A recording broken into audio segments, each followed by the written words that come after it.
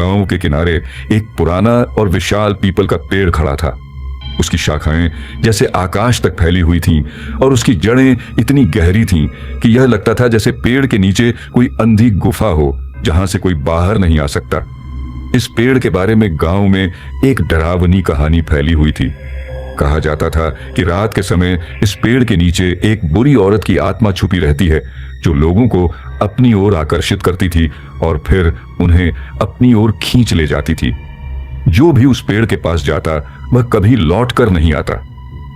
शाम ढलने के बाद गांव के लोग अक्सर उस रास्ते से गुजरने से डरते थे क्योंकि यह जगह बहुत ही डरावनी और सुनसान होती थी। कोई नहीं जानता था कि वह औरत कौन थी, लेकिन उसकी आवाज हर रात सुनाई देती थी। कभी किसी के कानों में फुसफुसाहट आती, कभी किसी को एक दर्द भरी चीख सुनाई देती। कहते थे वो औरत रात के अंधेरे में चुपके से आती है और अपनी मीठी आवाज में किसी को पुकारती है।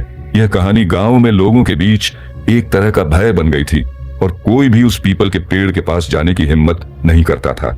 परंतु एक दिन एक युवा लड़का मोहन, जो बहुत ही साहसी और जिज्ञासु था, ने तय किया कि वह इस रहस्य का हल निकालेगा। मोहन ने सुना था कि कई लोग इस पेड़ के पास से गुजरते वक्त अचानक गायब हो गए थे, लेकिन कभी किसी ने इसकी असली वजह नहीं जान पाई थी। मैं डर से नहीं भागने वाला हूं, मोहन ने ठान लिया। उसने अपने दोस्तों से सुनी इस डरावनी कहानी को नकारते हुए कहा, अगर मैं इस रहस्य को सुलझा लेता हूं तो सबको बता सकूंगा कि यह सिर्फ एक अफवाह है। वह एक शाम इस पेड़ के पास पहुंच गया। सूरज डूब चुका था और आसमान में हल्का सा अंधेरा छा चुका था। मोहन के दिल में हलचल थी, लेकिन वह डरने के बजाय और ज्यादा उत्सुक था। उसने धीरे धीरे पेड़ के पास कदम बढ़ाए। जैसे ही वह पेड़ के पास पहुंचा, उसकी नजरें घबराई हुई थीं, लेकिन फिर भी उसने उस पेड़ के नीचे खड़े होने की हिम्मत जुटाई। आखिरकार अचानक उसे एक हल्की आवाज सुनाई दी। मोहन, उसकी आंखें फैल गईं। यह क्या था? उसने फिर से सुना, मोहन। यह आवाज बहुत मीठी थी, जैसे कोई उसे पुकार रहा हो। मोहन डरते हुए लेकिन जिज्ञासा से भरा हुआ उस आवाज की ओर बढ़ने लगा। उसके कदम बहुत धीमे थे, जैसे वह किसी खतरनाक जाल में फंसने जा रहा हो।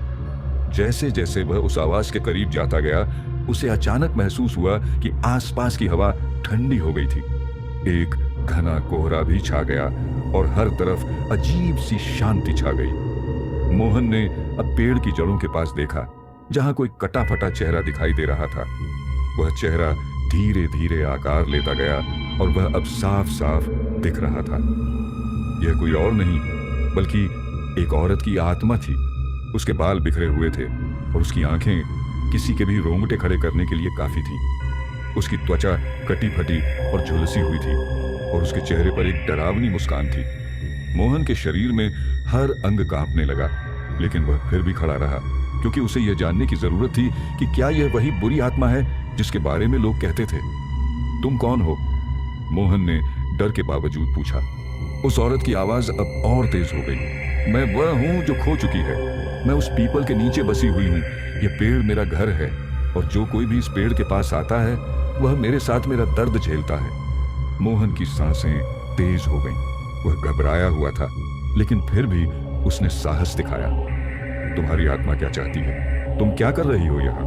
उस औरत ने धीरे धीरे आगे बढ़ते हुए कहा, मैं अपनी आत्मा को शांति नहीं दे पाई। मैंने अपनी जिंदगी में बहुत गलतियां की थीं और जब मुझे मरने का समय आया तो कोई मुझे नहीं मिला, कोई मेरी मदद नहीं कर सका। इस दर्द के साथ मैं मर गई और अब यहाँ रहती हूँ उन लोगों की आत्माओं को खींचने के लिए जो अकेले आते हैं। मैं उन्हें अपने जैसा बनाना चाहती हूँ। मोहन की आंखों में आंसू थे। वह महसूस कर रहा था कि यह महिला सिर्फ एक बुरी आत्मा नहीं थी, बल्कि एक खोई हुई आत्मा थी जो अब भी अपनी शांति के लिए तरस रही थी। क्या तुम अपना बदला लेना चाहती हो? मोहन ने पूछा। महिला ने एक ठंडी हंसी की। बदला? क्या तुम समझते हो मैं बदला ले सकती हूँ? नहीं, मैं बस उस दर्द से छुटकारा पाना चाहती हूँ जो मुझे जिंदगी में सहना पड़ा। मोहन के मन में एक विचार आया। उसने साहस दिखाते हुए महिला से कहा, तुमसे जो हुआ वह गलत था, लेकिन अब तुम दूसरों को दुख क्यों दे रही हो? तुम्हें शांति चाहिए तो मैं तुम्हारी मदद कर सकता हूँ। महिला का चेहरा अचानक बदल गया। उसकी आंखों में आंसू थे और उसकी मुस्कान मध्यम हो गई। वह अब एक बुरी आत्मा से एक दुखी आत्मा में बदल चुकी थी। क्या तुम मेरी मदद करोगे? महिला ने पूछा और उसकी आवाज में एक उम्मीद थी।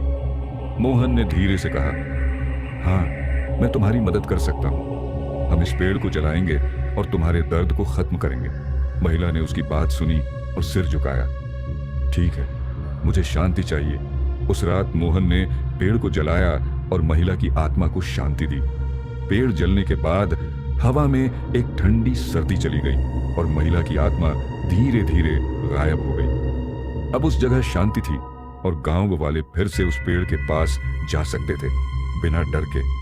वह पीपल का पेड़ अब शांति का प्रतीक बन गया था और मोहन ने महसूस किया कि कभी कभी डर और घबराहट से बाहर निकलने के लिए हमें अपनी सहानुभूति और समझ का इस्तेमाल करना पड़ता है।